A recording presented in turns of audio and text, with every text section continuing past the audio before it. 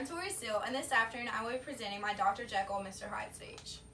Within every being lies another. Now, the personality of this being differs upon who you are as a person.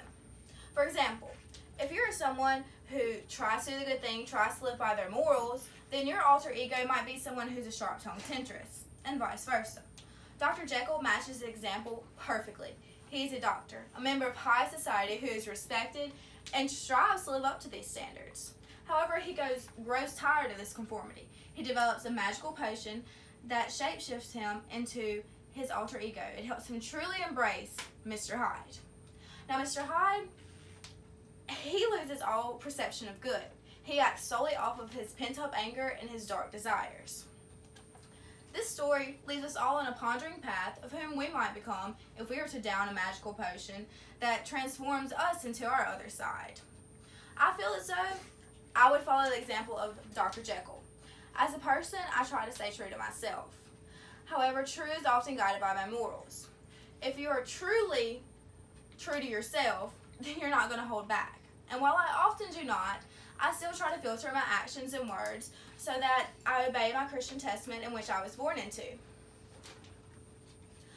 I try to do good, I try to reach out to people in a mannered way, and keep up my respectable reputation.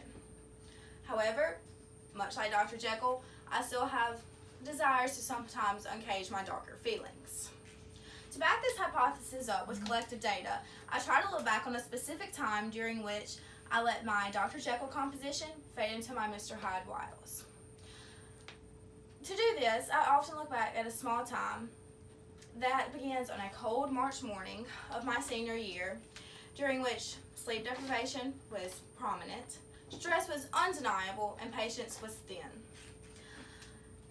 Being a lazy teenager, no longer caring about my appearance, I quickly threw my hair up in a clip.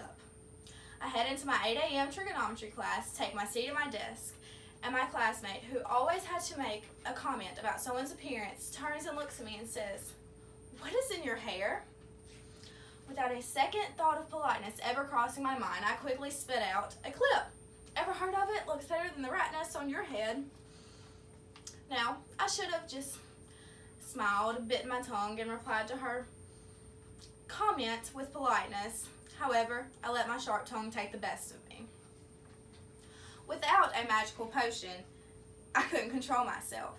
So, while it seems like a small example to back up a hypothesis, it is often the most insignificant instances in our life that represent the larger portions of ourselves.